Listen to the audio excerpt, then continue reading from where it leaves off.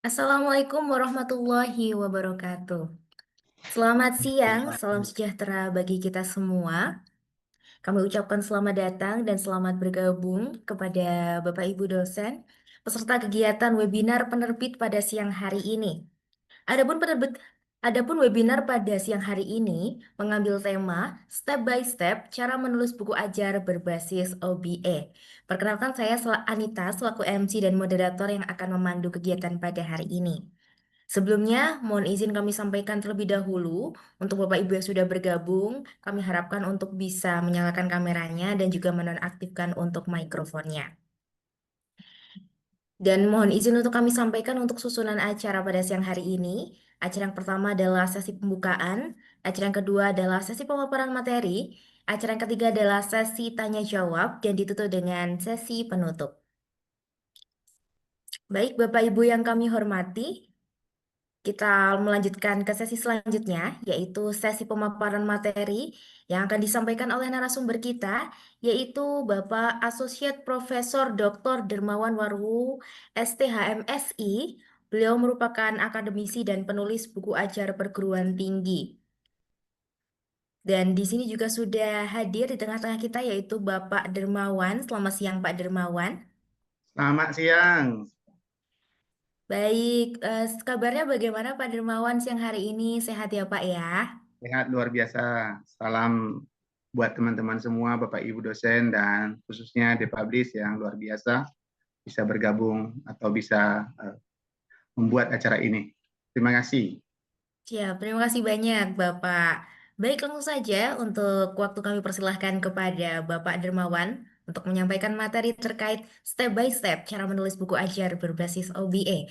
Untuk waktu kami persilahkan kepada Pak Dermawan. Silakan Bapak. Baik, terima kasih.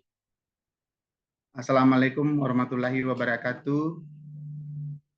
Waalaikumsalam Salam warahmatullahi sejahtera buat kita wabarakatuh. semua. Salam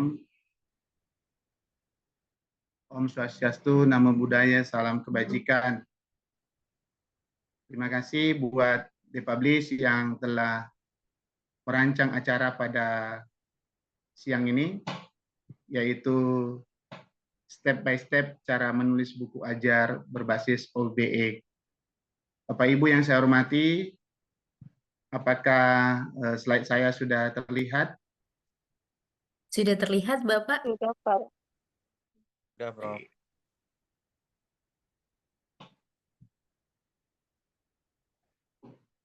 Ya, Bapak Ibu yang saya hormati, kita akan belajar bersama atau berbagi bersama karena Bapak Ibu saya yakin memiliki keahlian yang lebih dari saya. Namun saya berbagi apa yang sudah pernah saya lakukan, bagaimana menerbitkan buku dan bagaimana membuat buku ajar.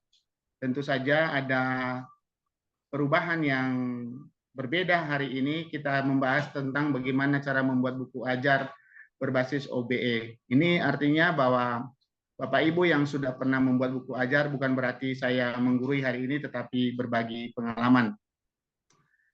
Ya, ini biodata saya Bapak Ibu. Saya yakin nanti bisa dilihat lebih jauh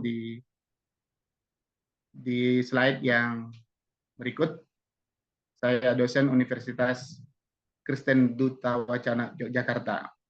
Nah, ini latar belakang pendidikan saya. Nanti Bapak Ibu bisa lihat di sana. Yang berikut, ya ini juga pekerjaan-pekerjaan yang pernah saya lakukan selama ini, yang terus mengembangkan diri, terus belajar. Dan ini juga data-data Sinta yang bisa Bapak Ibu akses di website ya. Dan ini buku-buku yang sudah pernah saya cetak atau sudah saya pernah tulis dan diterbitkan di penerbit Depublish. Ini paling banyak di Depublish ini. Ya. Terima kasih buat Depublish yang memfasilitasi dosen yang memberikan ruang untuk bisa berkarya, dan hasil karya atau hasil yang sudah dibuat oleh Depublish luar biasa bagus. Bapak Ibu, ini juga Bima bisa dilihat di sana juga, karena Bapak Ibu dosen harus bisa punya ini, dan ini salah satu tujuan kita menulis buku, khususnya buku ajar, adalah untuk meningkatkan prestasi, meningkatkan juga rekod kita ke masyarakat, dan ini juga digunakan oleh masyarakat. Nah, ini artikel-artikel saya selama ini yang saya sudah buat. Dan ini beberapa hibah yang saya pernah raih.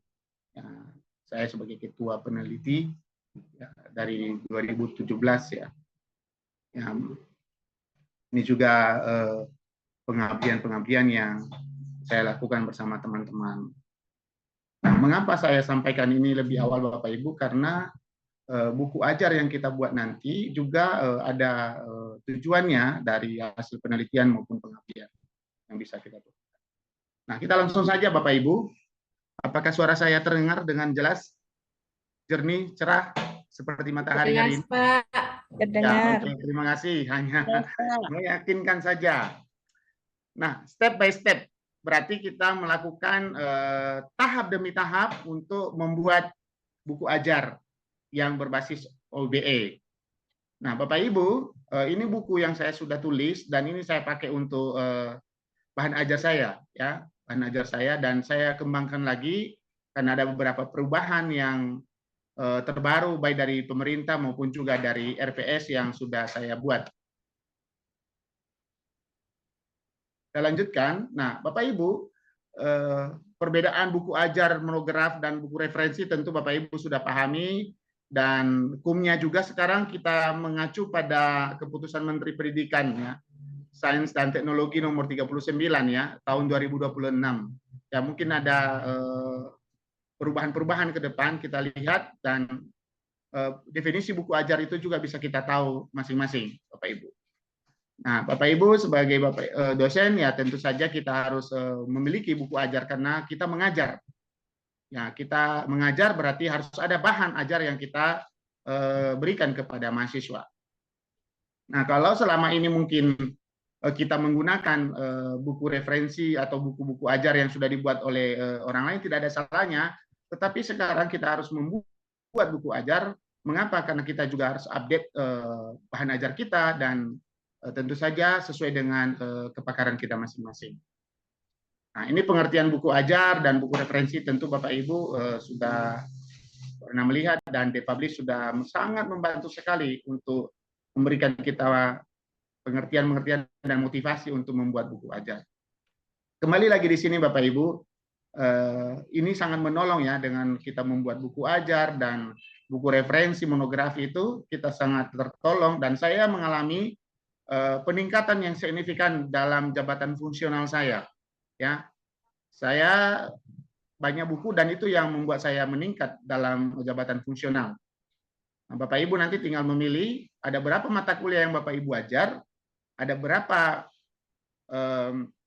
penelitian yang sudah pernah dilakukan, ada berapa kegiatan pengabdian yang sudah pernah dilakukan, dan bisa menghasilkan buku dan juga menjadi bagian daripada buku ajar kita masing-masing. Nah, Bapak Ibu, perbedaan buku ajar yang berbasis KKNI, SNDikti, dan OBE, tentu saja kita sudah pernah membuat buku. Saya yakin Bapak Ibu yang punya pengalaman pernah membuat buku, mungkin waktu itu berbasis KKNI. Nah, ini perbedaan secara umum yang kita lihat, dan tahun ya, sekitar 2 tahun terakhir ini kita diwajibkan sebagai dosen untuk membuat buku ajar atau membuat RPS yang berbasis OBE. Nah, ini suatu perubahan yang dibuat oleh pemerintah, dan tentu saja bukan hanya pemerintah, karena kebutuhan-kebutuhan di lapangan, di masyarakat, dan khususnya mahasiswa yang kita ajar, tidak lagi tidak lagi dosen mengajar saja. Tentu kita harus melihat mahasiswa, kemampuan mahasiswa untuk mengimplementasikan bahan ajar atau materi yang sudah kita sampaikan untuk mereka kembangkan atau mereka kritisi dalam hal kritisi bahan-bahan tersebut. Nah, Bapak Ibu, apa itu buku ajar yang berbasis OBE? Nah, tentu saja kita dari definisi sendiri kita sudah lihat di sini adalah outcome based education atau pendidikan berbasis capaian pembelajaran. Jadi kita menilai, mengevaluasi bahan ajar kita atau RPS kita dan lain sebagainya, apakah bisa tercapai. Nah, ini peningkatan yang tentu saja berbeda dari tahun-tahun sebelumnya. OBE adalah sistem pembelajaran yang menekankan hasil akhir pembelajaran mahasiswa. Ya, tentu Bapak Ibu yang sudah menerapkan di kelas nanti bisa melihat RPS saya, nanti saya akan bisa berbagi dengan Bapak Ibu yang sudah kami buat karena kami sudah terapkan di kampus kami menggunakan OBE saat ini. Jadi buku ajar yang disusun berdasarkan pendekatan OBE untuk membantu mahasiswa mencapai capaian pembelajaran yang terukur. Nah, Bapak Ibu terukurnya nanti bisa kita lihat di RPS masing-masing. Nah, Bapak Ibu, ini pertanyaan yang penting ya, khususnya Bapak Ibu yang ikut pada hari ini. Pertanyaannya adalah apakah Bapak Ibu punya RPS? Nah, itu dulu. Saya yakin Bapak Ibu sebagai dosen punya RPS atau mungkin punya teman dosen lain yang dipakai bersama-sama, berarti punya RPS. Pertanyaan kedua adalah, apakah RPS yang Bapak Ibu miliki berbasis OBE?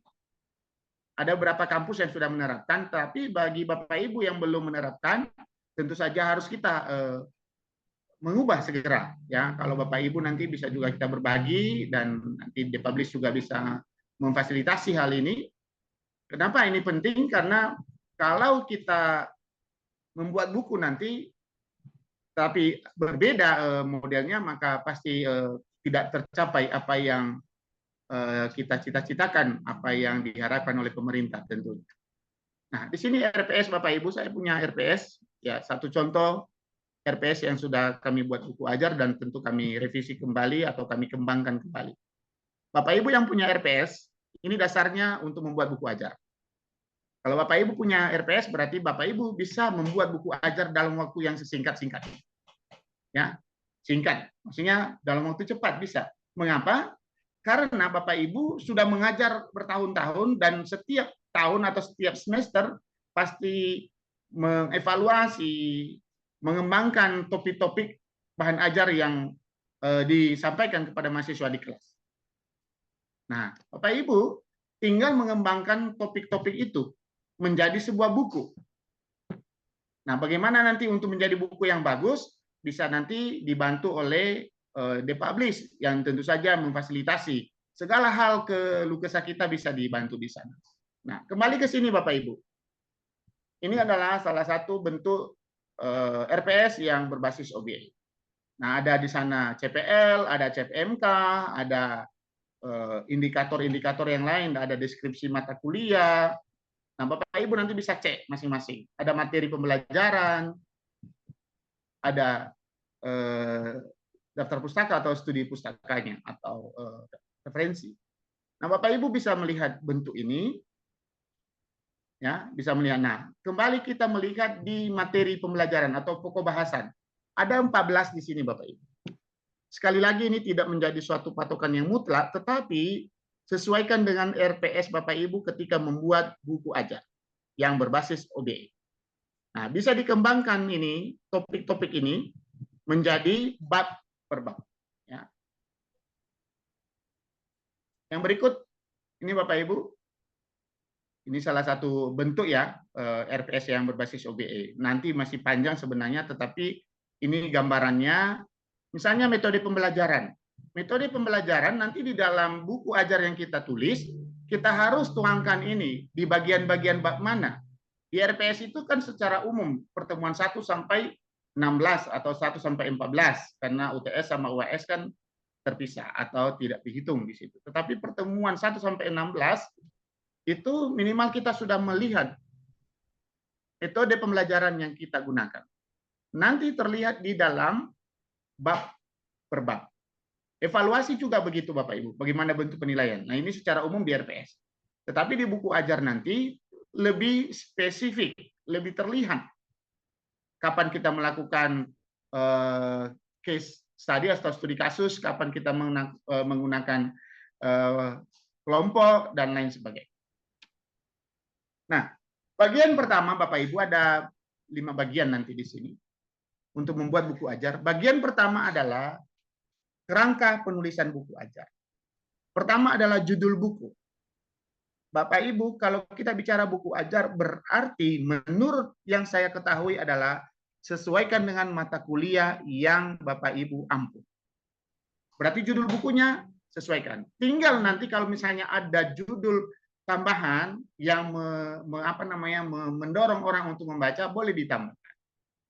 Kita bicara tentang buku ajar, bukan buku referensi atau monograf. Kita bicara buku ajar.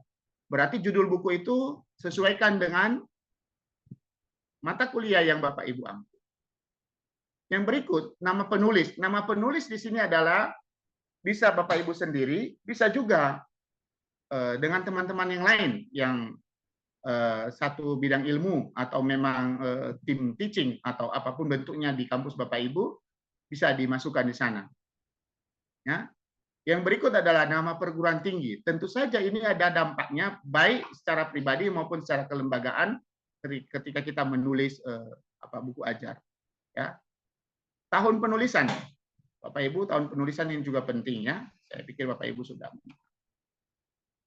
Yang berikut adalah bagian 1 atau bagian awal, yaitu kata pengantar. Bapak Ibu, di dalam buku apa saja dan secara khusus buku ajar, maka kita harus membuat kata pengantar. Kata pengantar adalah kata yang mewakili keseluruhan daripada isi buku yang kita tulis. Ya, apa tujuan kita menulis buku ini dan sebagainya. Tulis di sana. Kalau ada lagi kata sambutan, ya boleh ditambahkan. Silakan. Kata sambutan dari rektor atau dari kementerian atau siapa saja boleh ditambahkan. Tapi ada kata pengantar. Yang berikut adalah daftar isi. Tentu saja Bapak Ibu membuat daftar isi. Ini susunannya ya. Daftar isi yang sama persis dengan yang ada di bab-bab selanjutnya. Nah, yang berikut di dalam buku ajar itu, ya sebelum masuk bab ini ya, di lembaran-lembaran awal harus ada deskripsi mata kuliah.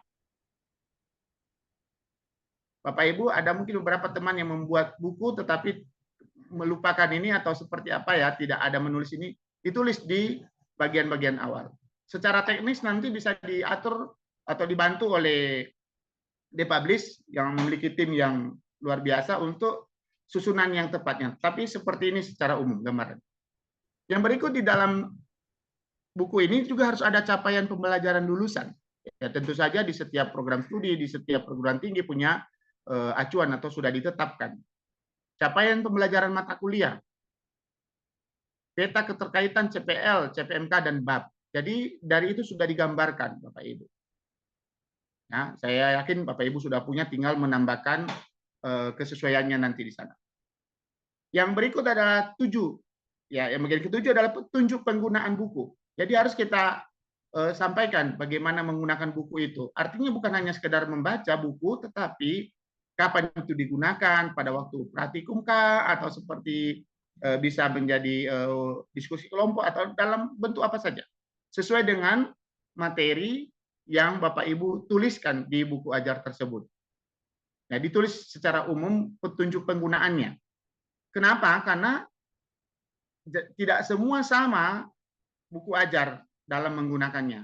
Ya, kalau hanya sekedar membaca itu sudah umum. Tetapi kalau petunjuk-petunjuk khusus misalnya, maka perlu dijelaskan.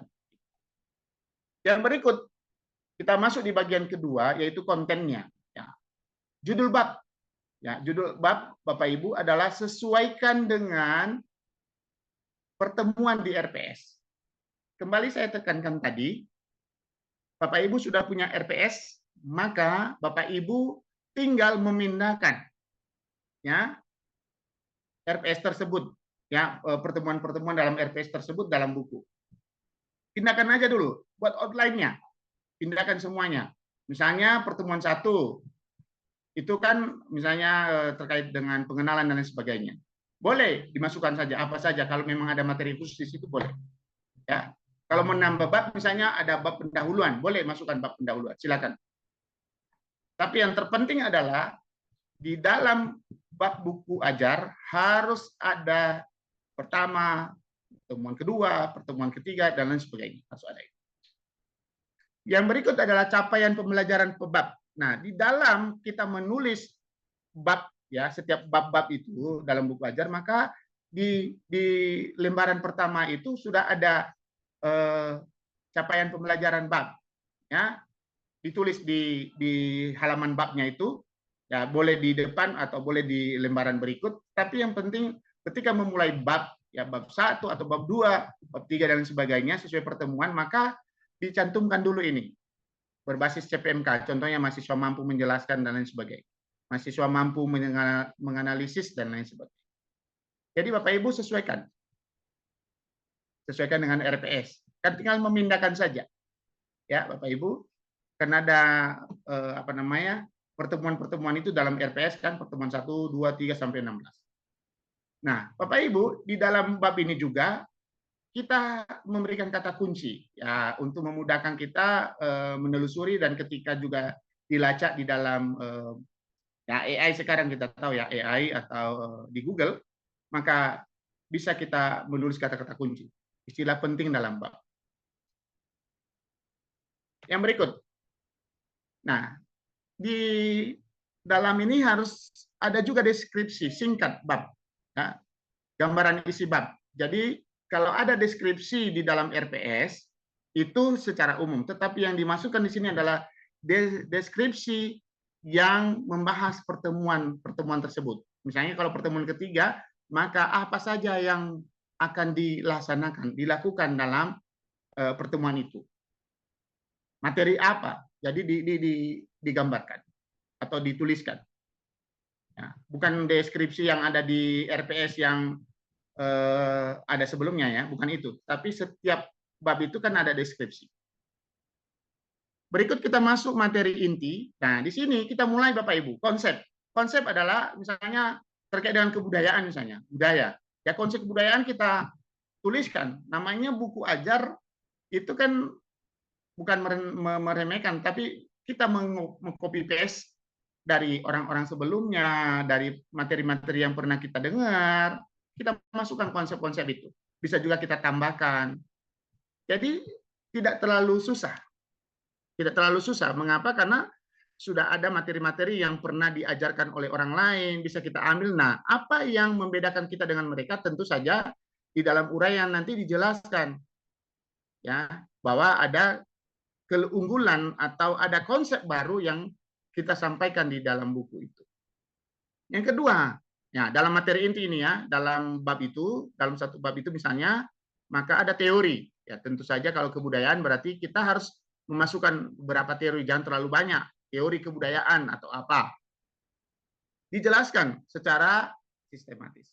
Sekarang ya kita dibantu oleh AI dan macam-macam bentuknya, tetapi sekali lagi jangan mengandalkan itu.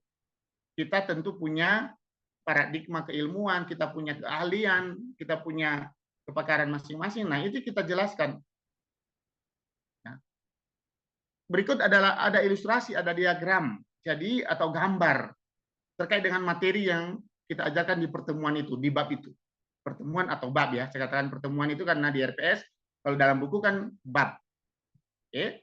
Jadi kita kasih ilustrasi, contohnya ada gambar kah, atau tabel kah, atau apa bentuknya, silakan. Usahakan yang terbaru memberikan ilustrasi ini Bapak Ibu. Sekali lagi, usahakan yang terbaru memberikan ilustrasi. Mengapa kita perlu memberikan yang terbaru? Itulah yang membedakan kita dengan konsep-konsep atau buku-buku ajar yang lebih terdahulu dicetak atau diciptakan. Jadi apa namanya? Kita harus membuat contoh kasus-kasus yang baru. Jangan contoh-contoh yang lama lagi, kan percuma. Kan masih bisa kita temukan contoh-contoh 1 tahun terakhir kan? Ini tahun 2026, berarti kita cari contoh-contoh ilustrasi di 2025. Alangkah baiknya kalau kita ketemu 2026. Nah, ini Bapak Ibu penting ini. Penting sekali. Ya. Nanti kalau ditanya ketika ada evaluasi atau ada asesor atau siapapun yang menanyakan apa bedanya buku kita dengan buku orang lain padahal sama mata kuliahnya, ya sampaikan. Ini teori. Makanya ada di dalam deskripsi tadi. Deskripsi. Yang berikut adalah studi kasus. Nah, Bapak Ibu, kalau memang di dalam materi bab itu membahas tentang studi kasus atau ada materi terkait dengan studi kasus, maka kita cari kasus-kasus yang nyata. ya, yang fenomenal, yang terbaru. Ya, contohnya ya, baru-baru ini kita lihat terkait dengan daycare ya, yang tempat penitipan anak yang disalahgunakan. Itu yang terbaru, tapi dulu-dulu mungkin pernah ada. Jangan yang lama itu kita ambil, tapi yang terbaru. Itu contoh. Yang berikut, aktivitas pembelajaran. Nah, ini Bapak Ibu, tadi saya sudah sampaikan bahwa metode pembelajaran kita di RPS, maka terlihat di dalam pertemuan-pertemuan atau bab-bab buku ajar yang kita tulis. Tidak semua kita menggunakan ini, Bapak Ibu. Tergantung bentuk materi yang diajarkan. Misalnya diskusi kelompok. Sesuaikan materi, apakah memang itu cocok untuk diskusi kelompok atau tidak. Atau analisis kasus, problem solving, atau penugasan lain misalnya. Jadi di situ nanti kalau kelihatan kalau kita itu menggunakan kurikulum OBE itu kan bisa kita menilai. Kalau bidang studi kasus maka bisa kita menggunakan evaluasi, mengevaluasi bagaimana analisis mahasiswa terhadap kasus tersebut. Yang berikut ada refleksi kritis, pertanyaan reflektif. Nah, di sini Bapak Ibu, dalam buku ajar, salah satu cirinya adalah setiap akhir bab ada namanya pertanyaan-pertanyaan. Namanya pertanyaan reflektif. Atau bisa juga di dalam bagian-bagian isi pun ada pertanyaan-pertanyaan reflektif. Sehingga itu mendorong kita juga untuk membawa mahasiswa itu untuk bertanya pada dirinya. Bisa saja kita kelupaan, tapi dengan kita tulis dalam buku, maka mengingatkan juga mahasiswa bahwa ada pertanyaan yang cocok untuk didiskusikan. Ya. Makanya ada tadi metode pembelajaran misalnya bagaimana self ya, menilai diri sendiri dan mengembangkan diri. Yang berikut evaluasi pembelajaran. Nah, di sini kita buat pertanyaan lagi di akhir bab ya. Ada bentuk-bentuknya tentunya ada, bisa kita menggunakan pilihan ganda, esai, analisis, project. Jadi kita pilih salah satu, tidak harus semuanya bentuk ini, tidak. Kalau menurut saya harus ada ini variasi, ya, disesuaikan dengan bab yang dibahas. Yang ke berikut, tugas. Nah, ini jika ada misalnya tugas ya di bab itu, di bab buku ajar itu tugas berbasis project, maka kita meminta mahasiswa untuk membuat produk misalnya. Nah, misalnya membuat bahan dari daur ulang plastik ya, terkait dengan misalnya buat hiasan dinding ya, atau produk-produk lain. Ya kita kalau memang itu membahas tentang lingkungan misalnya, boleh. Yang berikut adalah rubrik penilaian. Kita harus memberikan penilaian. Ini di OBE ini harus jelas Bapak Ibu. Ya di RPS. Kalau kami di kampus itu sudah ada sistemnya. Jadi dari awal kita sebelum memulai perkuliahan di semester itu sudah kita masukkan RPS dan kita sudah menentukan bentuk-bentuk penilaian dan skalanya berapa. Kita sudah tulis walaupun nanti ada perubahan tetapi tidak terlalu banyak ketika dalam implementasi. Nah, dalam buku ajar harus tertulis. Ya, kita tulis ketika kita memberikan tugas misalnya tentang studi kasus tadi atau tugas kelompok, maka kita harus membuat format penilaian di bab itu. Yang berikut adalah intisari bab. Jadi kita harus membuat ringkasan dari bab itu seperti rangkuman ya di akhir halaman bab itu. Halaman bab yang misalnya bab 2 misalnya, maka di akhir halaman bab 2 itu harus kita membuat intisari, ringkasan. Ya. Yang berikut adalah daftar pustaka. Nah, ini daftar pustaka Bapak Ibu, setiap bab ya, setiap akhir bab kita membuat daftar pustaka. Mengapa? Itu untuk memudahkan mahasiswa mencari referensi dari bahan-bahan ajar yang kita sampaikan kepada mereka. Kembali lagi ya, OBE itu kan bagaimana mahasiswa lebih kreatif. Jadi mahasiswa menjadi pusatnya ya, bukan lagi dosen. Jadi kita membuat daftar pustaka ya setiap akhir bab. Kita tentukan sendiri, kita konsisten menggunakan APA Harvard style atau apa bentuk. Yang berikut di bagian ketiga. Ini bagian ketiga Bapak Ibu. Tadi saya sampaikan itu setiap bab modelnya seperti itu di bab bagian kedua. Maka di bagian ketiga dari buku ajar itu adalah bagian akhir. Jadi anggap Bapak Ibu sudah menulis pertemuan 1 sampai 14. Bab 1 sampai bab 14. Maka di bagian akhir ini ada namanya bab kesimpulan. Ya, bab kesimpulan. Jadi kita membuat ringkasan keseluruhan buku. Dari bab 1, bab 2, bab 3 kita membuat ringkasan keseluruhan buku. Ya. Yang berikut adalah glosarium. Nah, Bapak Ibu penting ini. Kita membuat glosarium kan itu tidak terlalu sulit. Kita kan punya nanti bisa menggunakan alat ya di Google atau ada alat lain. Bisa juga kita secara manual kita cari kata-kata apa saja yang kita mau jadikan glosarium. Ya, tidak harus semua. Tapi ini wajib ada glosarium. Kamus mini yang berisi daftar kata teknis beserta definisi atau artinya. Indeks berbeda ya. Glosarium itu kita memberikan definisi sesuai dengan apa yang ada di buku itu. Sehingga memudahkan para pembaca itu untuk memahami apa yang kita maksudkan. Ya, karena setiap kata pasti ketika kita menulis belum tentu sama maknanya dengan orang lain menulis. Oke. Yang berikut daftar pustaka. Bapak Ibu ini susunannya, kesimpulan, glosarium, daftar pustaka. Daftar pustaka yang dimaksudkan adalah daftar pustaka keseluruhan dari bab itu. Bab 1 sampai bab 14, maka keseluruhan daftar pustaka itu digabungkan di bab terakhir. Pertanyaannya kan tadi, kan sudah ada di daftar pustaka di setiap bab. Betul, tapi harus ada di sini. Ya. Kemungkinan kita menggunakan buku yang sama di 3 bab. Bab 1, bab 5, bab 6, kita menggunakan. Tetapi di sini satu saja kita akan pakai. Oke. Yang berikut keempat, indeks. Ya, harus ada indeks di dalam buku ajar kita. Ya. Daftar kata atau istilah penting yang disusun secara alfabetis dan diberikan nomor halaman. Ada alat untuk memudahkan kita Bapak Ibu ya untuk mencari indeks itu. Gampang.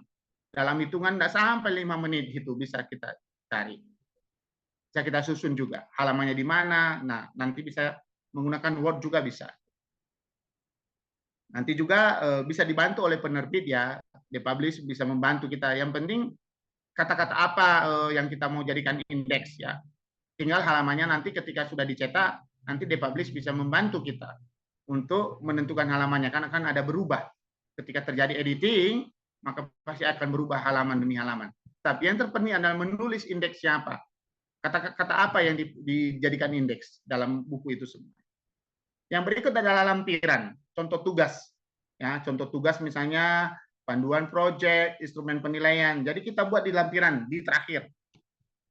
Ya, kita kasih contoh-contoh tugas. Kenapa kita kasih contoh tugas? Karena supaya mahasiswa itu lebih mandiri dia nanti kita kasih contoh. Oh ini buat begini, tapi dengan ide yang lain. Panduan proyek misalnya. Kadangkala Bapak Ibu kita jujur, ya termasuk saya, bahwa kita menyuruh mahasiswa membuat proyek, tapi mereka bingung bagaimana bentuknya. Bagaimana ada cover card dan sebagainya. Nah dengan ada panduan ini di lampiran, maka tinggal ditunjuk saja, lihat lampirannya contohnya. Ini juga Bapak Ibu bisa membantu kita kalau kita sudah membuat ini, membantu kita juga untuk mendapatkan referensi-referensi terbaru untuk ke depan kita evaluasi buku ajar yang sudah pernah kita tulis, bisa kita revisi atau mungkin ada judul tambahan lain dan lain sebagainya. Instrumen penilaian, begitu juga kita tentukan penilaian. Mengapa kita tentukan penilaian? Jangan kita langsung ujuk-ujuk kita memberikan nilai kepada mahasiswa. Ada like, dislike. Jangan. Bapak Ibu kita harus bedakan karakter mahasiswa misalnya dia kadang-kadang menyebalkan di kelas tetapi dia bisa menjawab setiap tugas ya tentu kita harus memberikan nilai kepada dia. Ya. Itu. Jangan karena kita tidak suka sikapnya di kelas tapi dia pintar sebenarnya kita potong nilainya itu tidak baik. Di sini harus ada di buku itu. Dan yang bagian keempat Bapak Ibu, ini ada keselarasan. Itu perlu dicek lagi Bapak Ibu ya. Keselarasan CPL CPMK bab asesmen. Jadi dicek baik-baik ya. Tidak terlalu susah karena sudah punya RPS masing-masing. Ya, dan bisa juga dengan menggunakan AI nanti untuk membantu kita apakah ini sudah selaras atau belum. Kita juga menggunakan aktivitas berbasis HOTS ya. Ini analisis, dalam analisisnya, dalam mengevaluasinya, dalam bentuk kreasinya seperti apa, kita buat seperti itu. Asesmennya juga ada bentuk project, apakah portofolio, kita bisa menilai mahasiswa, ada kita menyuruh mereka presentasi, harus dilihat di buku ajar itu, harus kelihatan. Dan ada rubrik penilaian, ini Bapak Ibu contoh-contohnya. Skornya sangat senang, senang, kurang senang, tidak senang misalnya. Ya tergantung Bapak Ibu membuat apa yang mau dijadikan bahan penilaian kepada mahasiswa. Terakhir adalah berpusat pada mahasiswa. Jadi diskusi, kolaborasi, eksplorasi. Jadi ini saya juga belajar dengan perubahan-perubahan yang ada ini Bapak Ibu, kita menyerahkan kepada mahasiswa supaya mereka lebih aktif ya, jangan kita dari A sampai Z.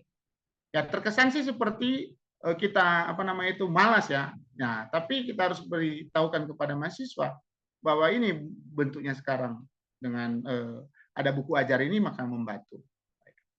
Yang terakhir bagian kelima, alur pembuatan buku ajar. Nah, ini Bapak Ibu tadi sudah ada RPS ya, jadi analisis kebutuhan bahwa di kampus Bapak Ibu membutuhkan itu. Ya, menentukan CPL dan CPMK pasti ada di RPS. Menyusun outline. Nah, ini tadi saya katakan tinggal pindahkan RPS itu, pertemuan RPS itu ke buku, ke bab buku itu. Membuat blueprint, mapping yang mana aja kira-kira mau ditingkatkan dan lain sebagainya. Sampai nanti kita bisa review, ya kita finalisasi, kita revisi, ada proses di sana, kita revisi Bapak Ibu. Dan tentu saja akhirnya terbit buku kita, buku yang bagus, buku yang bermanfaat bagi orang lain. Dan buku ajar ini bukan karena kita sudah membuat buku ajar sekarang, ya, maka kita berhenti di situ. Kalau bisa buat buku ajar, ya 2 tahun misalnya, 2 tahun sekali kita tingkatkan lagi buku ajar kita, itu juga bisa menambah dengan revisi dan lain sebagainya, tambahan, ya, atau paling lama lah 4 tahun. Kenapa 4 tahun? Karena sudah mengalami peningkatan. Ini juga masuk di dalam hasil penelitian kita, hasil pengabdian kita masukkan ke dalam itu. Saran saya Bapak Ibu, ini terakhir, ketika Bapak Ibu membuat buku ajar atau membuat RPS, maka masukkan di sana hasil penelitian Bapak Ibu di bab mungkin 1 atau 2 bab. Ya, tentukan saja. Karena Bapak Ibu melakukan penelitian tetapi tidak dimasukkan dalam RPS dan tidak dibuat menjadi buku ajar, maka sia-sia penelitian kita. Bukan hanya masalah luaran artikel atau yang artikel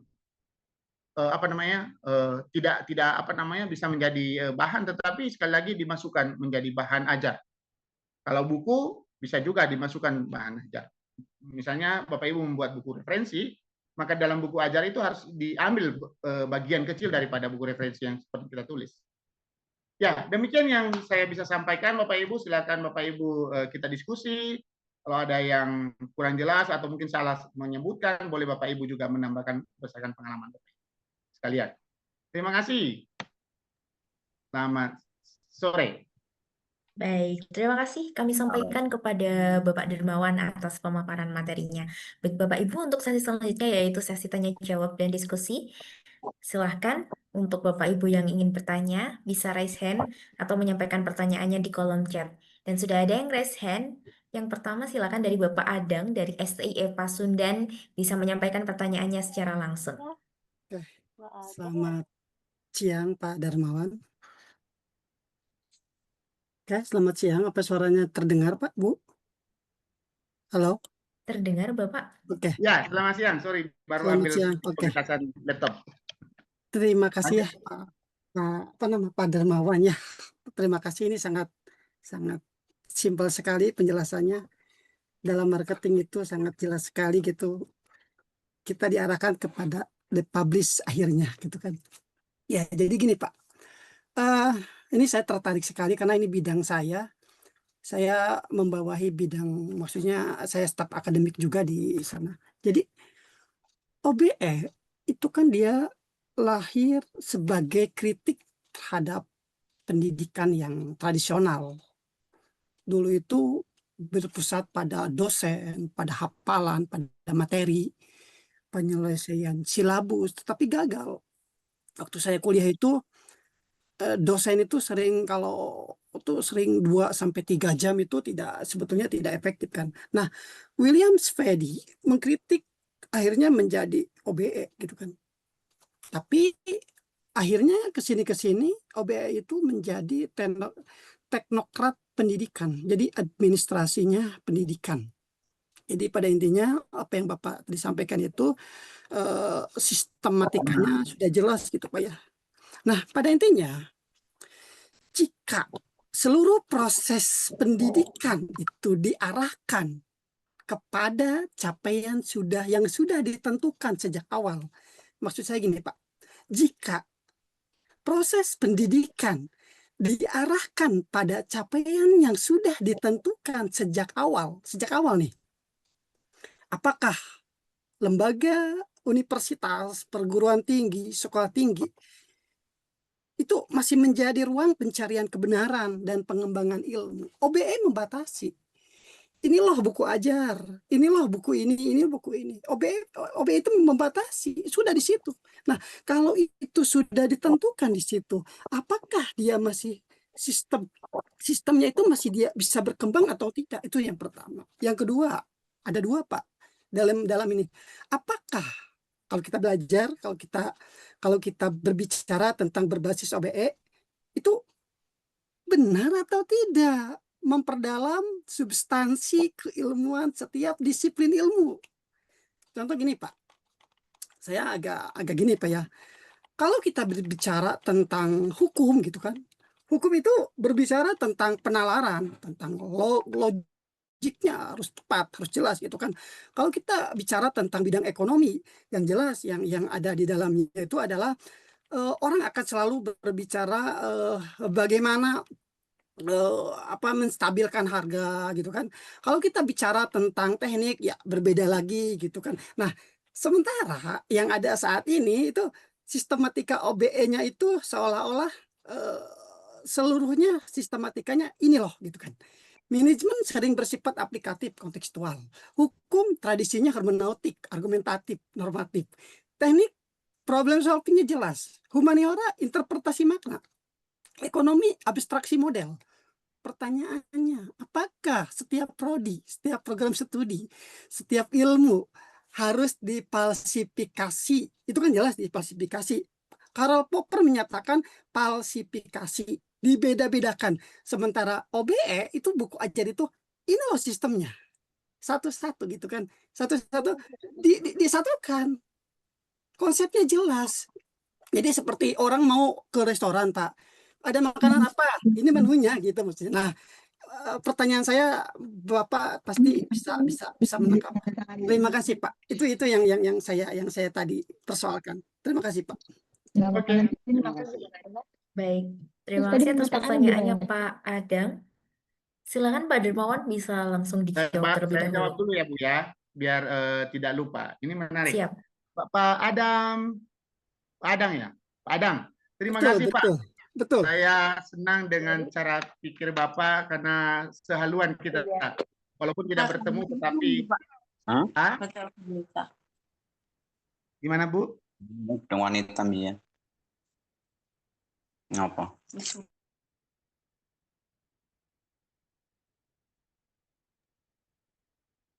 Jadi Bapak Ibu, saya senang sama diskusi kita pada sore hari ini, Mas Adang.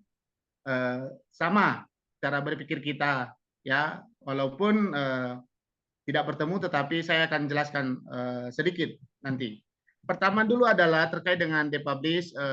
Ini saya secara pribadi saya senang karena saya sudah pernah beberapa kali ke depublish ya, bukan mengarahkan harus ke depublish, tapi ini yang saya tahu penerbit yang sudah saya lihat bagaimana proses, ada sekitar 200 karyawan di sana dalam membuat mengeksekusi sebuah buku.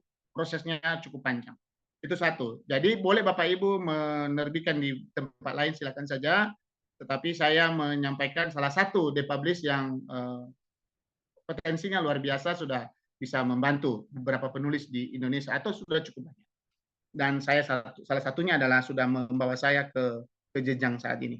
Yang kedua Bapak, pertama buku ajar yang kita bahas hari ini, apapun bentuknya OBE atau KKNI yang sebelumnya atau SNDT sebelumnya, buku ajar adalah alat. Sekali lagi alat bukan menjadi suatu bahan mutlak yang tidak bisa kita kembangkan. Memang tadi sudah kita sesuai dengan kita rancang ya, kita rancang itu menunjukkan juga kita kapabilitas kita, kompetensi kita sebagai dosen yang memahami bidang ilmu yang kita ajar. Itu satu. Jadi sebagai alat bagi kita secara pribadi dulu sebelum sampai ke mahasiswa untuk mengukur bahwa kita pahami betul materi atau mata kuliah ini. Apakah ada pengembangan-pengembangan berikutnya? Tadi sudah saya sampaikan 2 tahun atau 4 tahun maksimal kita bisa merevisi buku-buku kita. Yang berikut adalah kita bisa juga merevisi hal itu ketika misalnya kita menulis buku ajar sudah jelas ya bab 1 detail sampai halaman 1 sampai terakhir gitu.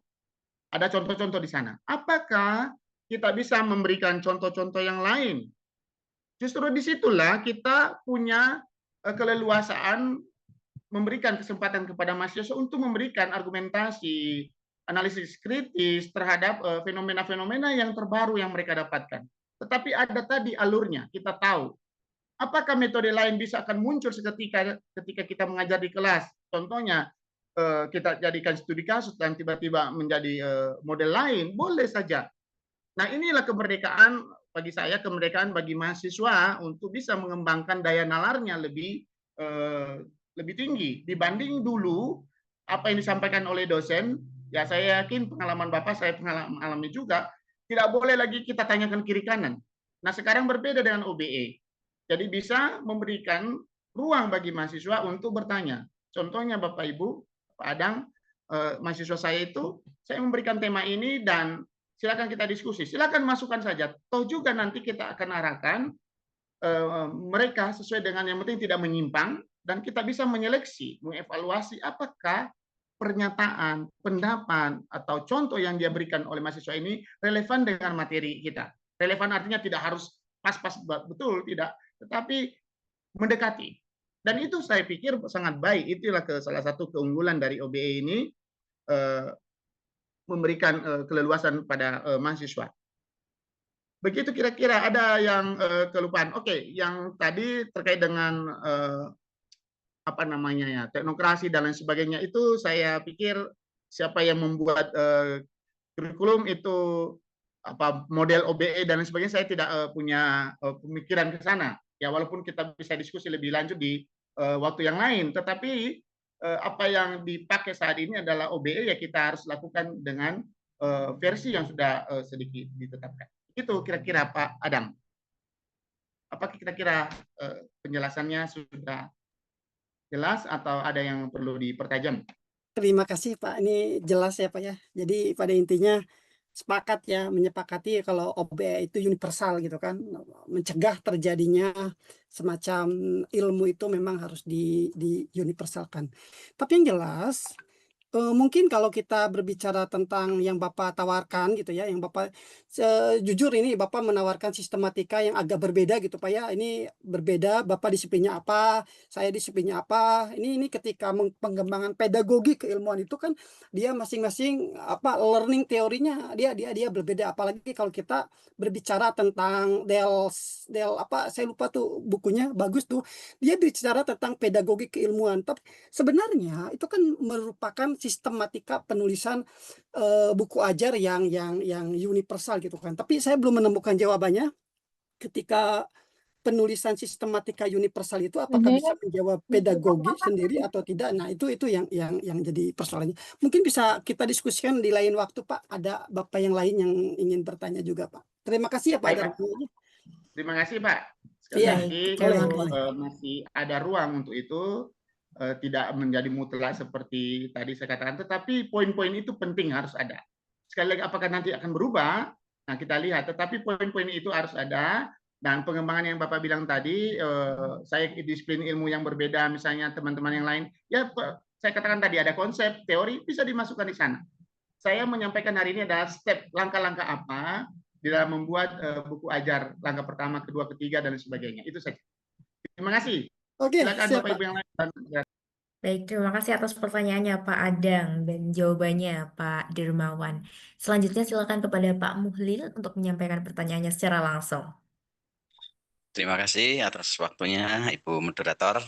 Kepada Bapak Dermawan yang terhormat, materi pada kali ini memang sangat menarik sekali terkait dengan cara menulis buku ajar. Saya juga dosen lah di Institut Agama Islam An-Nawawi Purworejo. Saya juga pernah mengikuti pelatihan terkait dengan penulisan buku ajar, terkait dengan dulu yang KKNI kayaknya. Untuk yang OB masih belum pernah mengikuti. Terkait dengan penulisan buku ajar ini, tadi kan ini step by step-nya itu sudah sangat jelas tadi ya untuk kerangka penulisannya. Namun yang saya ingin tanyakan itu apakah untuk penyusunan judul itu perlu novelties atau kebaruan, mengingat bahwasanya setiap mata kuliah itu sudah ada buku ajarnya. Misalnya kita mau menyusun buku ajar dengan mata kuliah yang kita ampu, itu tentu di internet sudah banyak sekali. Maka pertanyaan saya itu apakah setiap buku ajar itu perlu ada novelties di judulnya. Kalau kebaruannya tadi di isinya terkait dengan ini ya, isu-isu tadi yang terbaru ya. Tadi sudah dijelaskan sama Prof. Darmawan terkait dengan untuk isinya. Yang saya tanyakan untuk judulnya apakah ada perlu novelties gitu. Terima kasih. Baik, izin langsung menjawab. Wah, pertanyaan Bapak sangat bagus. Pertama adalah perlu kita garis bawahi ini bahwa sekalipun banyak buku ajar di luar sana, maka kita harus menulis buku ajar. Menurut saya, siapapun kita dosen, maka wajib hukumnya menurut saya harus punya buku ajar sesuai mata kuliah yang kita ampu. Mudah-mudahan ini memberikan motivasi bagi Bapak Ibu. Kenapa? Dari original sendiri belum tentu sama cara berpikir kita. Oke lah, konsep sudah umum, tetapi dalam analisis, dalam melihat kasus dan sebagainya, itulah yang novelty khususnya untuk kita. Maka Bapak Ibu harus membuat buku ajar. Pertanyaan kedua adalah apakah judulnya harus ada berubah? Menurut saya tidak harus berubah. Pertama dulu tetap ya. Judulnya kalau misalnya mata kuliah apa ya, namanya buku ajar. Beda dengan buku chapter dan beda dengan buku referensi. Sekali lagi, dan monograf berbeda. Jadi kalau yang saya pahami hari ini buku ajar berarti sesuai dengan mata kuliah yang kita ajar. Satu itu, untuk judulnya. Silakan saja buat judul. Nah, berikut adalah apa yang membedakan kita dengan penulis-penulis buku ajar atau buku ajar yang sudah lebih dahulu. Tadi sudah saya sampaikan bahwa sekalipun teman kita di kantor menulis buku ajar mata kuliah yang sama. Nah, ini. Saya orangnya lebih sedikit agak ini, punya self confidence, dan memang wajib karena itu secara kedosenan kita punya kemampuan untuk itu. Maka kalau Bapak Ibu punya teman mengajar mata kuliah yang sama tetapi kan kelas yang berbeda, boleh kita memiliki buku ajar yang kita tulis masing-masing, boleh. Memang ada lembaga-lembaga memang bilang kan sudah ada buku ajar, ngapain buat lagi ya. Itu ada dua kemungkinan, apakah anggaran terbatas atau memang membatasi kita. Menurut saya Bapak Ibu tulis buku ajar sesuai dengan mata kuliah Bapak Ibu ajar. Yang membedakan nanti adalah tahun berapa dituliskan.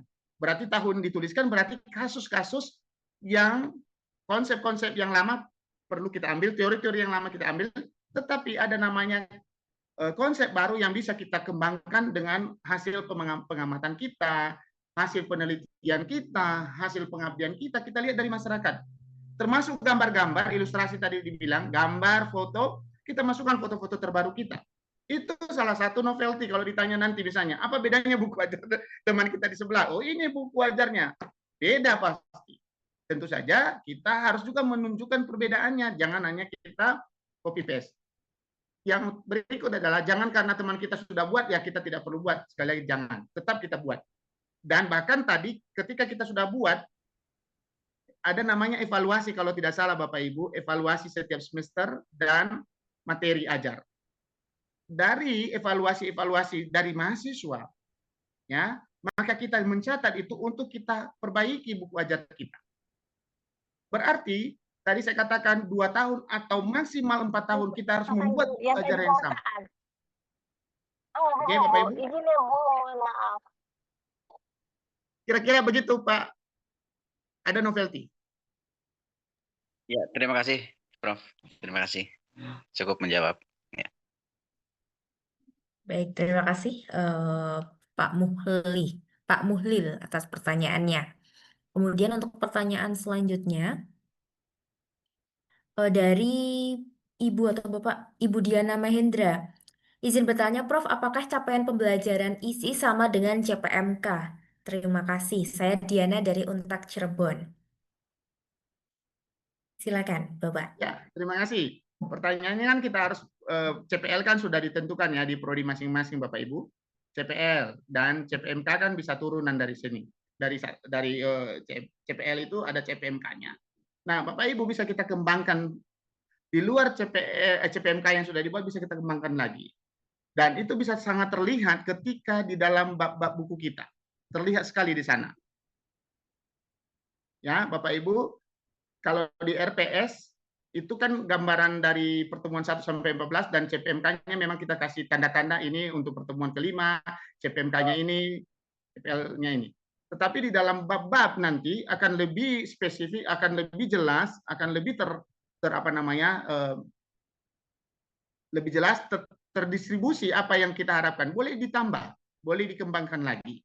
Itu yang pernah saya dapatkan dari senior saya juga, dan dalam pelatihan saya pernah mendapatkan itu, bisa kita kembangkan lagi CPMK-nya. Begitu kira-kira.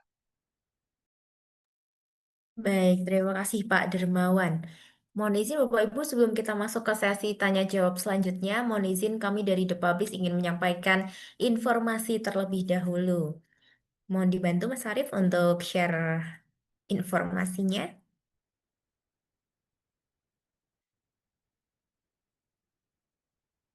Baik, Bapak Ibu, peserta webinar pada siang hari ini, di bulan ini kebetulan kami sedang ada promo, yaitu bertajuk PSGD, Promo Salam Guru dan Dosen. Dapatkan diskon cetak buku up to 30% dan juga diskon terbit buku digital up to 30%. Dan tentunya untuk promo ini terbatas hanya untuk 150 naskah pertama saja. Dan untuk periode promo ini di 30 April sampai dengan 25 Mei 2026. Silakan Bapak Ibu yang sudah memiliki naskah dan ingin diterbitkan dalam waktu dekat, silakan bisa menghubungi tim penerbit The Publish untuk kami bantu klaim vouchernya. Baik, terima kasih Mas Arief. Kemudian selanjutnya kita lanjut ke pertanyaan selanjutnya, yaitu dari Ibu Catherine dari Unipas Surabaya. Apakah RPS OBE dilampirkan di buku? Dan berdasarkan pengalaman Bapak, buku ini bisa mencapai berapa halaman? Silakan, Bapak Dermawan. Oke, Bapak Ibu, terima kasih. Ya, sangat bagus kalau dilampirkan di buku di terakhir. Tadi saya sudah sampaikan ada lampiran. Itu lampiran itu boleh ditambah. Tadi saya ada kata-kata lampiran di sana. Itu juga untuk mengarahkan kita. Oh, biar tahu misalnya tanggal berapa, dan saran saya sih tidak usah tanggal ya, karena itu bisa berubah. Tapi garis besarnya RPS itu boleh saja dimasukkan. Boleh dimasukkan. Itu akan membantu sekali kita dan membantu mahasiswa juga untuk melihat. Karena pengalaman saya bahwa RPS itu kita harus sampaikan ke mahasiswa. Ya, saya tidak tahu mahasiswa Bapak Ibu, tapi mahasiswa saya kritis dia nanti pertemuan ini kok beda dengan yang dirancang. Nah, itu Bapak Ibu harus kita konsisten juga. Yang kedua adalah terkait dengan halaman. Bapak Ibu, jumlah halaman ada lebih ya, saran saya sih lebih dari 50, tetapi rata-rata baiknya itu 100 halaman. Tapi memang belum dibatasi, sepanjang itu ISBN-nya nanti bisa diarahkan oleh penerbit ya, sesuai penerbit, dan tentu kita bisa mengukur. Contoh Bapak Ibu, kalau 10 pertemuan, misalnya 10 pertemuan dan setiap pertemuan itu ada sekitar 5 halaman atau lebih, belum lagi tambah-tambahan lampiran, maka sudah berapa halaman itu buku. Ya, sekali lagi buku ajar berbeda dengan modul. Ya, modul itu sebelum buku ajar. Jadi modul dulu buku ajar. Ya. Jadi buku ajar itu sudah lebih luas ya. Kan tadi saya katakan konsep teori-teori itu kita masukkan ke buku-buku kita yang dipakai oleh orang lain, yang sudah pernah diungkapkan oleh orang lain, dan kita tinggal tambahkan apa yang membuat kita berbeda. Itu tadi pertanyaan Mas, ya, novelty kita apa gitu. Jadi kalau terlalu misalnya hanya 50 halaman lucu juga, tetapi sekali lagi ada aturan-aturan, memang buku ajar diusahakan lebih dari 50 halaman ya. Lebih idealnya 100 dan begitu kira-kira. Baik, terima kasih Pak Dermawan atas jawabannya. Ini dari Ibu Catherine. Boleh saya beli buku Prof. Dermawan untuk contoh? Baik, yang saya akan jadi contoh. Dari buku Prof, saya pelajari bagian-bagian yang harus ada. Boleh Ya, sekali, Ibu Catherine. luar biasa. Sangat bisa. Silakan Bapak Ibu bisa ada publish, tapi di publish lebih banyak saya menulis referensi ya. Ya, dan bisa nanti saya begitu. Kira-kira demikian. Sangat bisa. Terima kasih. Siap Ibu. Jadi kalau untuk ingin membeli bukunya bisa mengunjungi website kami di www.thepublishstore.com.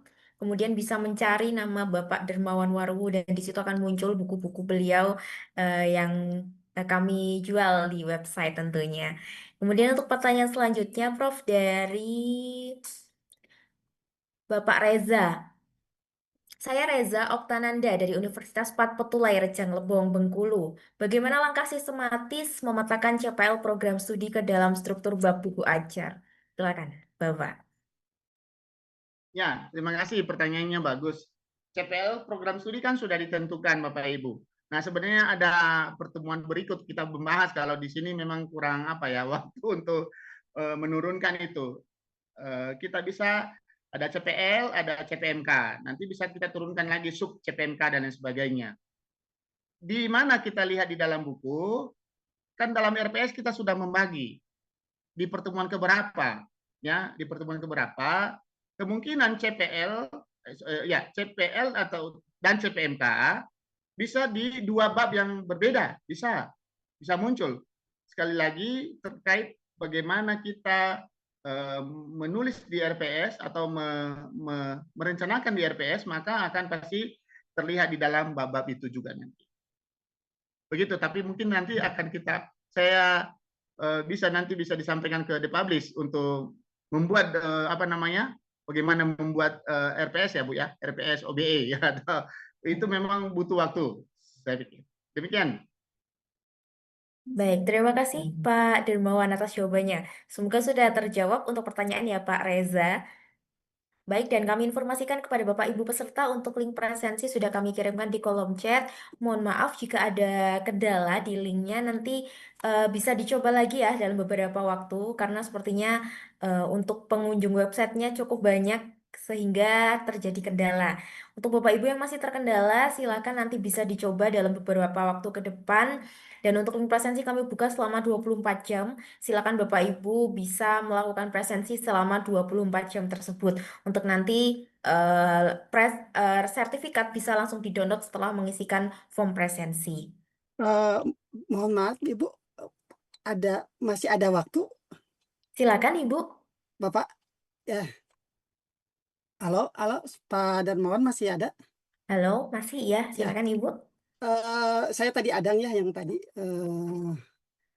Pak, saya agak-agak ini Pak, kalau misalkan penentuan CPL, CPMK itu kan berdasarkan profil lulusan Pak ya?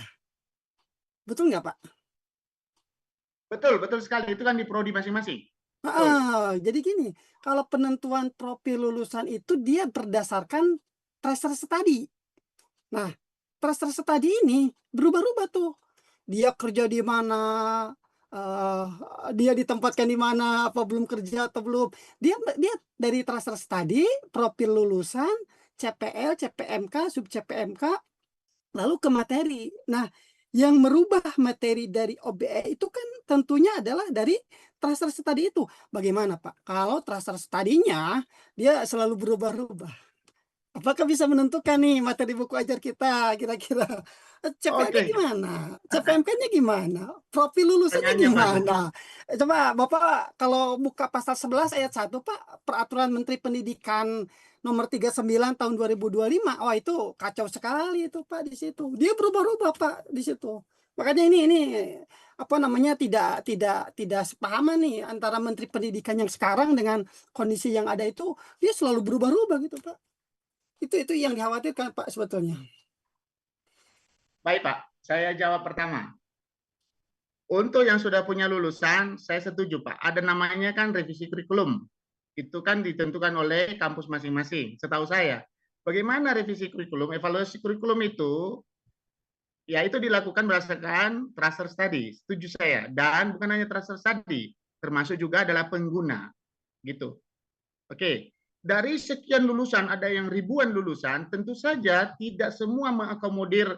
Misalnya ada satu orang yang kerja di perbankan, yang lainnya 50 orang di perhotelan. Bukan berarti dikesampingkan yang perbankan, tapi diambil ya yang lebih banyak di situ. Satu, kebutuhannya. Kan itu tracer study. Setuju saya. Bagi yang belum punya tracer study atau belum punya lulusan, maka tentu saja dibuat oleh program studi. Sudah dirancang ya, CPL-nya dan lain sebagainya, deskripsinya dan sebagainya sudah dirancang. Setelah ada lulusan, maka tentu saja ada evaluasi. Setuju, ada hasil tracer itu kan ditampung dan dievaluasi di sana. Nah, di sana nanti akan sekali lagi akan dilakukan evaluasi dari materi ajar kita, apa atau tidak. Ya, makanya tadi saya katakan kalau kita sudah menulis buku, maka 2 dosen saja sudah harus mengevaluasi ajarnya, materi ajarnya apakah 4 tahun menurut saya seorang dosen sudah mengganti buku ajarnya, merevisi buku karena sudah tidak update lagi. Ya, tidak semua memang yang lama itu tidak penting, tetapi ada hal-hal baru. Misalnya contoh-contoh kasus perlu diupdate. Nah, masalah di kementerian tadi saya tidak sana, agak itu urusan mereka. Saya paham maksudnya Bapak. Nanti kita diskusi sambil minum kopi itu, saya tahu itu. Dan itu urusan mereka. Yang penting sekarang kita coba membuat apa yang ada di depan yang sudah disampaikan kepada kita cobalah walaupun memang berat. Bayangkan berat KKNI, SNDikti, sekarang OBE. Dalam bisa saya katakan dalam 4 tahun bisa berubah lagi. Nanti berubah lagi menterinya. Itu kita tidak usah diskusi di sini karena itu bisa seru diskusinya. Terima kasih, Pak Anang. Baik, terima kasih Pak Dermawan. Silakan Bapak Ibu jika ada yang ingin ditanyakan lagi. Masih ada waktu, kami persilahkan.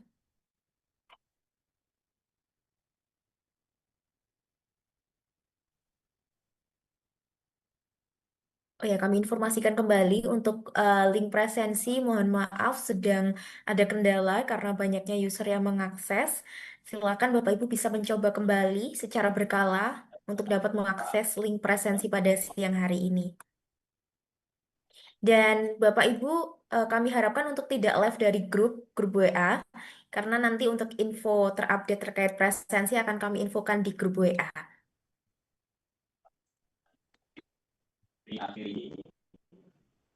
Baik, mungkin jika tidak ada yang ingin ditanyakan kembali, Bapak Ibu. Oke, ada lagi yang ingin bertanya, silakan. Yang pertama dari Pak Zubaidi.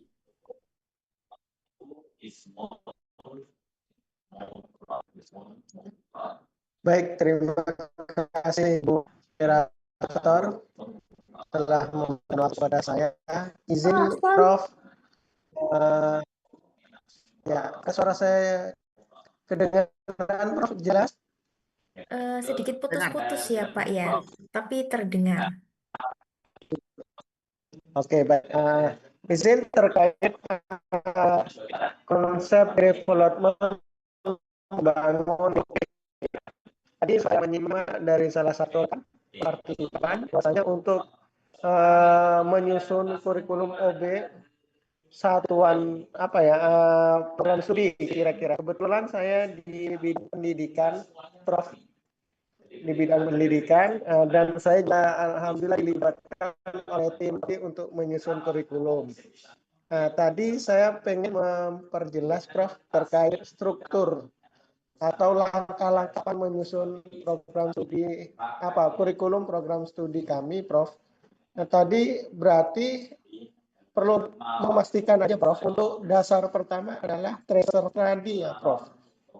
Baru habis itu menyusun profil lulusan.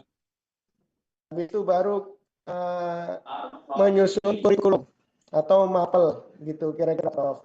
Lalu habis itu baru CPL maupun CPMK. Kira-kira begitu Prof. Mohon arahan yang jelas Prof. Supaya kami bisa menerapkan langkah-langkah tersebut kalau sudah diverifikasi oleh Prof sendiri. Terima kasih Prof. Sebelumnya salam kenal. Itu apa namanya keputus-putus suaranya, tapi saya nangkap sedikit. Bisa dimatikan kameranya kalau memang ada gangguan. Begini, tadi pertanyaan Mas Adang tadi itu, makanya saya jawab seperti itu. Yang pertama, bagaimana dengan prodi yang belum pernah ada lulusan? Berarti dibuatkan dulu profil lulusan itu sesuai dengan tujuan prodi itu. Ya, kan belum ada lulusan ini baru membuat prodi. Setahu saya pasti harus ada ketika kita mengajukan pengajuan prodi ke Dikti. Dan itu lumayan, itu 3 tahun atau 4 tahun kita gunakan yang belum ada lulusan. Kita menggunakan profil lulusan. Profil lulusan berarti ditentukan oleh ya visi misi prodi dan lain sebagainya. Tentu di universitas, di kampus dan lain sebagainya. Nah, kalau sudah ada lulusan, maka tentu namanya ada evaluasi Bapak Ibu. Saya mohon maaf ya kalau saya katakan semua Bapak Ibu dosen dan ditanya prodinya apakah ada evaluasi, karena ditanya nanti di akreditasi. Ditanya di akreditasi berapa kali evaluasi visi misi, kurikulum, CPL dan lain sebagainya. Termasuk juga mata kuliah. Ya, ada mata kuliah yang tidak digunakan lagi, bisa saja diganti dengan nama mata kuliah lain karena tidak relevan dengan zamannya atau kebutuhan tracer tadi, kebutuhan alumni maksud saya. Kebutuhan mahasiswa kita berdasarkan hasil tracer study, berdasarkan hasil dari tracer pengguna juga. Gitu. Jadi kita harus cek Bapak Ibu. Biasanya saya dulu kerja di tracer study ya, saya tahu juga itu karena saya membidangi dulu itu. Tracer study bukan hanya mahasiswa saja alumni, tetapi kepada pengguna juga kita lakukan. Ya, mengapa lulusan kita tidak diterima di dunia kerja? Ya karena itu tadi kebutuhan yang diharapkan oleh dunia kerja kan berbeda dengan yang kita ajarkan. Nah, tinggal sekali lagi dilakukan evaluasi itu ketika sudah punya lulusan dan bisa mengubah CPL-CPL itu tadi. Begitu. Dan CPMK pasti akan berubah kan gitu. Begitu kira-kira Mas. Semangat untuk membuat itu. Membuat ya kebetulan mohon izin Prof, saya juga saat ini lagi mengembang amanah tracer study Prof. Kebetulan kami baru 2 kali meluluskan. Jadi kami juga dilibatkan dalam tim penyusunan kurikulum prodi, begitu juga dalam pelaksanaan progres tracer. Nah, untuk saya pelajari pengalaman ini, karena Prof pernah punya pengalaman sebagai penunjang tracer study dan tahu apa terkait penyusunan kurikulum program studi itu. mohon maaf saya tidak dengar ya. Izin terkait. Matiin aja kameranya Pak. Matiin aja kameranya. Matiin kameranya. Saya tidak dengar.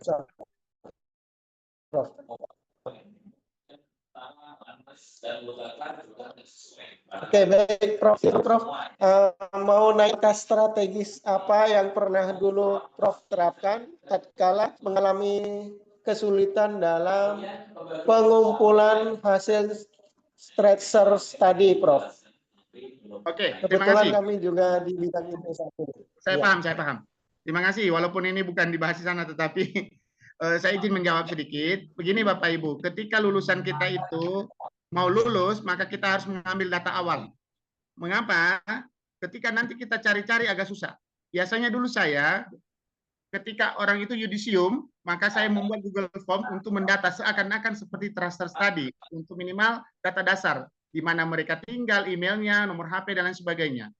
Saya yakin email dan nomor HP itu masih sekitar 80% bisa digunakan untuk beberapa tahun ke depan. Dari 80% alumni kita. Nah, itu bisa kita gunakan salah satunya. Nah, yang berikut adalah membuat kelompok-kelompok alumni di beberapa wilayah. Itu salah satu difasilitasi oleh kampus. Ya, tentu saja ada biaya yang harus dibayar. Yaitu menurut saya bisa efektif. Jadi buat kumpulan-kumpulan alumni di beberapa wilayah dan ada koordinatornya, sehingga ketika ada pertemuan-pertemuan bisa membuat itu membantu. Ya, harus ada komunikasi Bapak Ibu. Tidak hanya pada saat transfer baru dikomunikasikan, tidak. Pada saat-saat yang baik-baik juga ditanya, diinfokan. Dibuat namanya pengurus pengurus alumni, dibuat. Menurut saya, kami pernah buat begitu.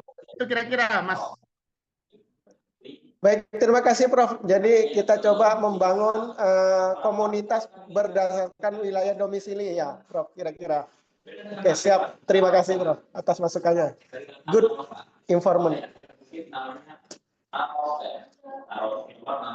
Baik, Terima terima kasih. kasih. Baik, sama-sama Bapak Zubaidi.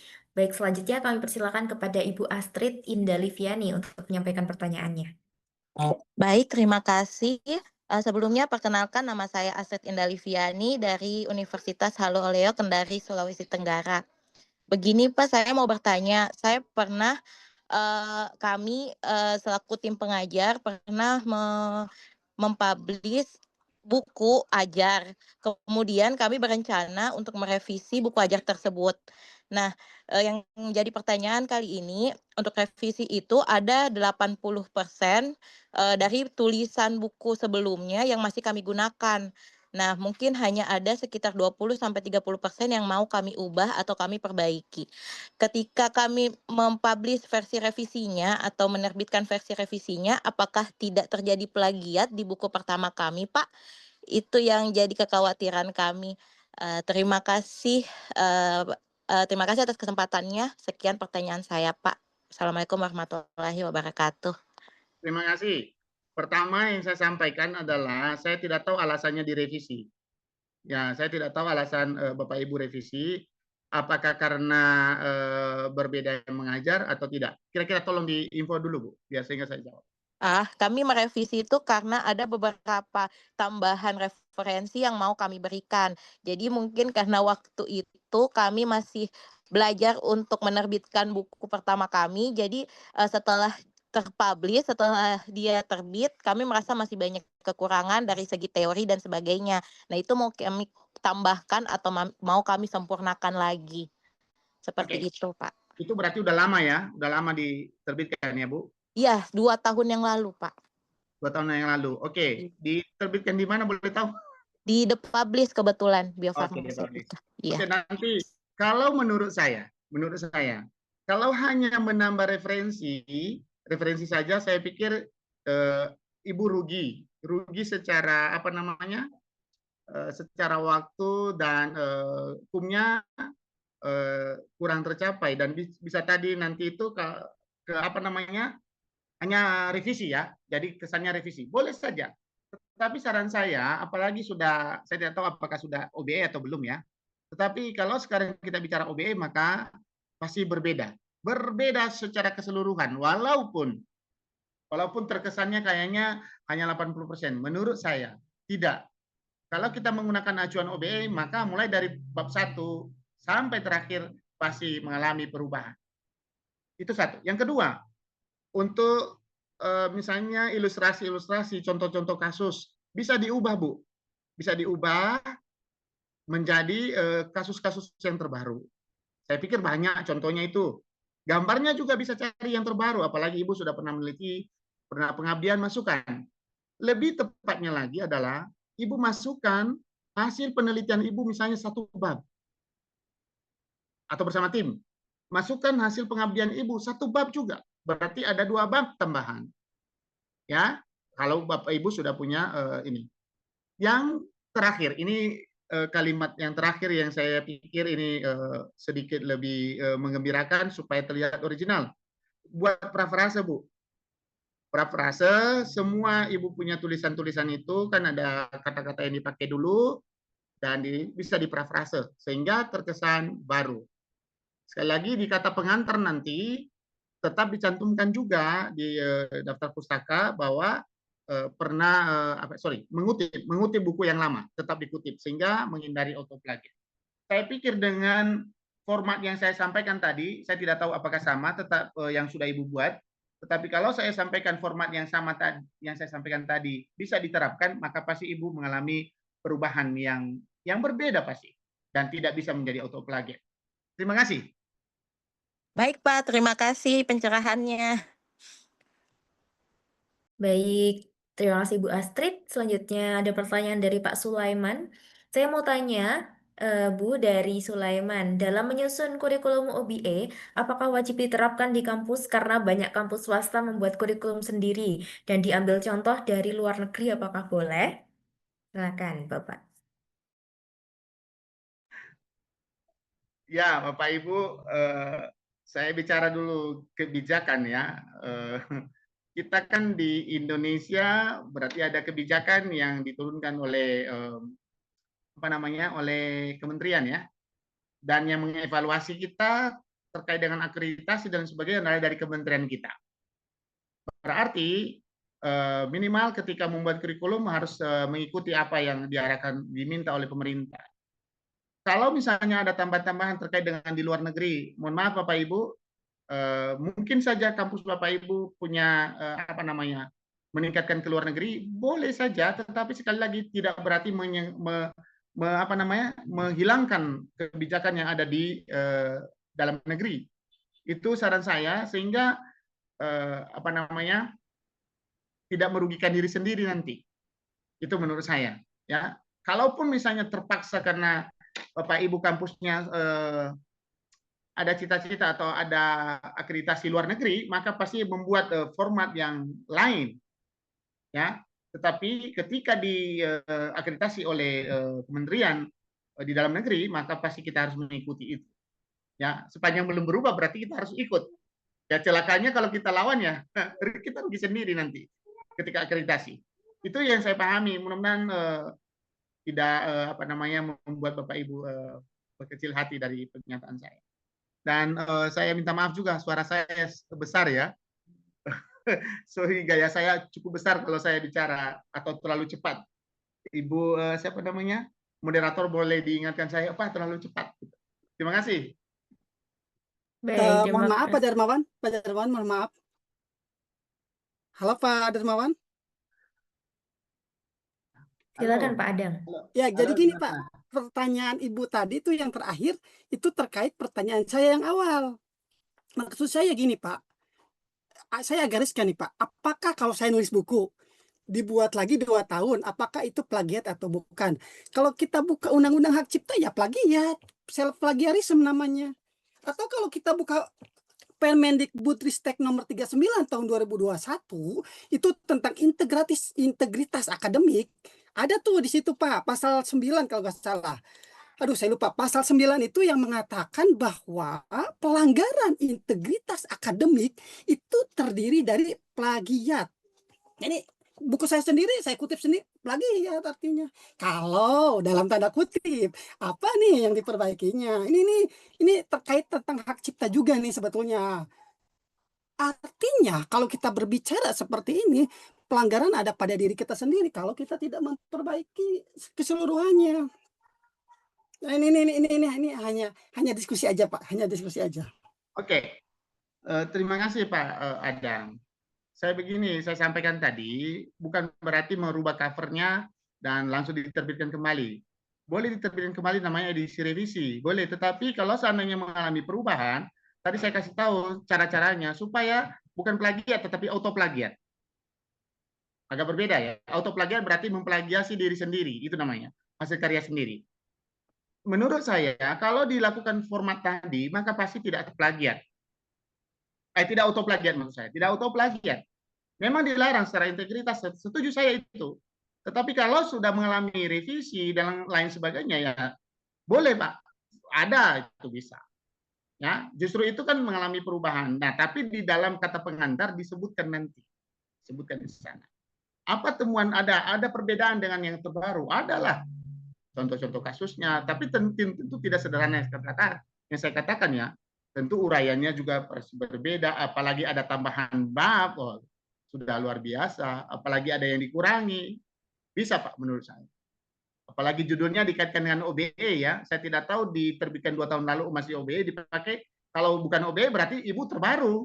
Karena nanti judulnya sudah sedikit berbeda. Ada judul kecilnya di bawah. Berbasis OBE misalnya. Misalnya psikologi pendidikan berbasis OBE. Ya itu pasti sudah berbeda. ISBN-nya juga pasti berbeda. Begitu kira-kira. Nah intinya isinya harus kita betul-betul wanti-wanti jangan sampai kita terdeteksi. Ya, sekarang AI juga bisa mendeteksi kita macam-macam, padahal kita belum plagiat juga bisa dikatakan plagiat. Begitu kira-kira, Mas Adang. Baik, terima kasih Bapak atas jawabannya. Baik, mohon izin mungkin satu pertanyaan terakhir ya Bapak Ibu, silakan dari Bapak Jalaluddin bisa menyampaikan pertanyaannya. Baik, terima kasih. Assalamualaikum warahmatullahi wabarakatuh. Selamat siang, Pak Dermawan. Selamat siang, silakan Pak. Saya ada kegelisahan saya dalam menulis. Terdengar jelas Pak? Terdengar tapi ada sedikit gangguan ya. Silakan. Gangguan. Iya, kegelisahan yang paling fundamental saya hadapi ini, misalnya dalam keberagaman ilmu ini, saya melihat ada banyak sekali pemikiran dalam satu bidang ilmu, sehingga kalau kita menjadikan dia bahan ajar, saya kadang sampai beranggapan apakah akan bertentangan dengan pemikiran yang sudah dibangun di dalam, misalnya di dalam prodi gitu kan, yang sudah rekan-rekan secara bersama-sama sebelumnya membentuk pemikiran dalam bidang ilmu itu, kemudian kita datang dengan mungkin guru yang berbeda. Lalu di situ kita ingin merangkai sebuah bahan ajar yang baru.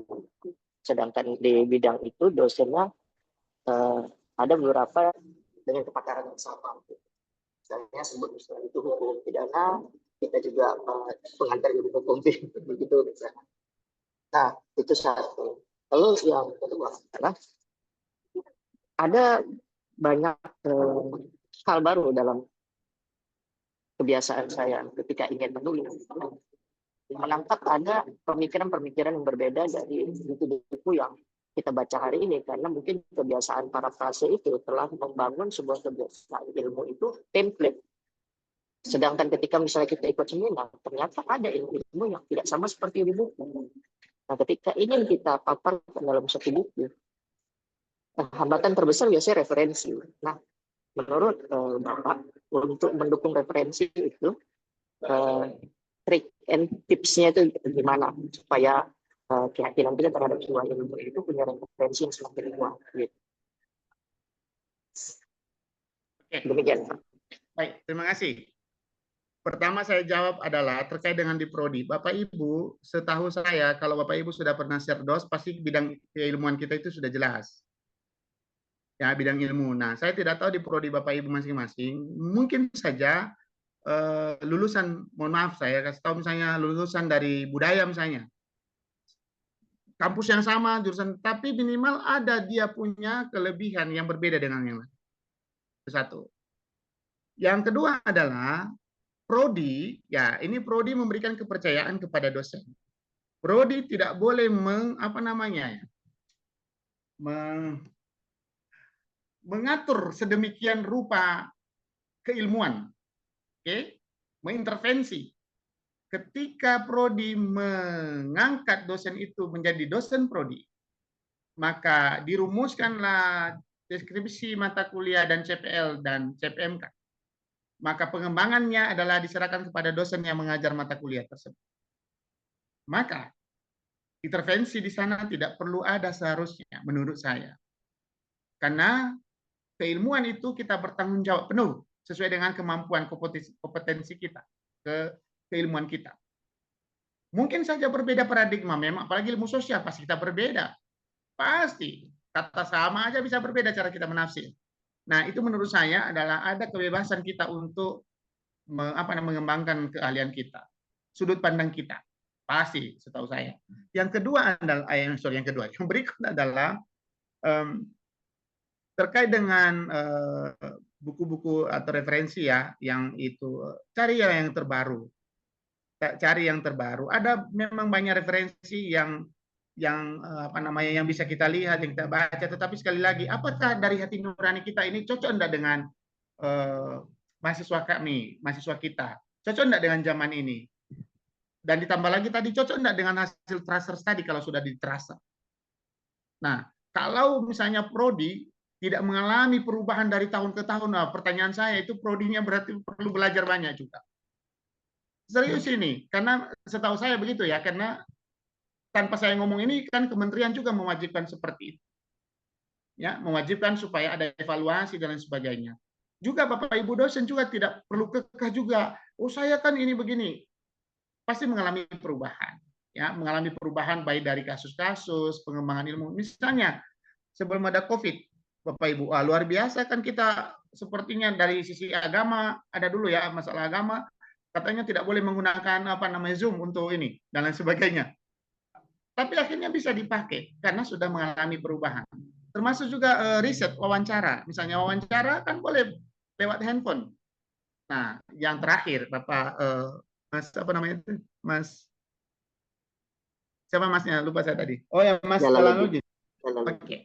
Mas Jalaluddin adalah, ada Prof. Sugiono mengatakan kepada saya begini. Kebetulan saya pernah jadi moderator bersama dengan beliau dari narasumber di Bali. Gini, dia bilang saya menulis metodologi dari tahun ke tahun. Nah, untuk menjawab beberapa pertanyaan Bapak Ibu ya. Saya punya buku bestseller dan saya membuat buku metodologi lagi. Apa yang membedakan? Nah, ada beberapa perubahan di dalam. Ada beberapa perubahan. Baik contoh kasus, dia juga mengalami. Saya juga sadar Bapak Ibu ketika Bapak Ibu membaca buku saya, bisa saja berbeda dengan apa yang saya katakan hari ini. Mengapa? Karena kita belajar juga. Belajar juga terus belajar. Makanya saya punya filosofi, semakin saya tahu, semakin saya tidak tahu. Jadi begitu kira-kira terus kita update diri, apalagi kebijakan-kebijakan yang terus menggerogoti kita, itu urusan politik ya, tidak ada urusan kita ya, Mas Adang. Saya tahu spirit Mas ini sama dengan saya, enggak usah. Dalam tataran hari ini kita bicara tentang bagaimana sistematika untuk membuat buku ajar berbasis OBE. Itu saja dulu saya pikir. Kira-kira semangat. Terima kasih, Prof. Sama-sama. Baik, terima kasih pertanyaannya Pak Jalaluddin. Ya, terima kasih jawabannya Pak Jermawan. Baik Bapak Ibu, mohon izin untuk sesi tanya jawab kami cukupkan. Terima kasih banyak atas partisipasinya dari awal hingga akhir. Mungkin sebelum ditutup, kita dengarkan dulu untuk closing statement nih dari Pak Dermawan sebagai kesimpulan dari kegiatan kita, materi yang telah disampaikan pada siang hari ini. Silakan Pak Dermawan. Terima kasih.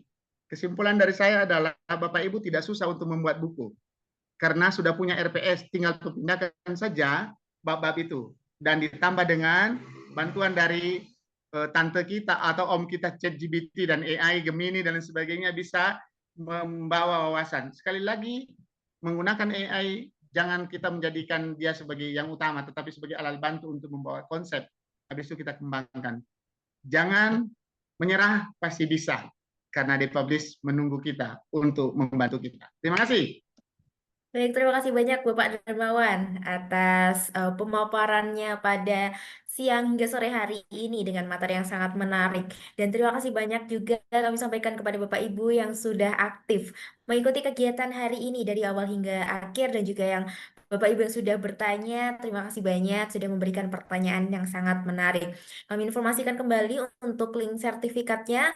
Jika masih ada kendala, silakan Bapak Ibu bisa mengisikan form presensi beberapa waktu ke depan karena memang untuk link presensi sedang ada sedikit kendala dan Bapak Ibu silakan untuk tidak live dari grup WA karena untuk informasi terbaru akan kami sampaikan di grup tersebut terkait sertifikat.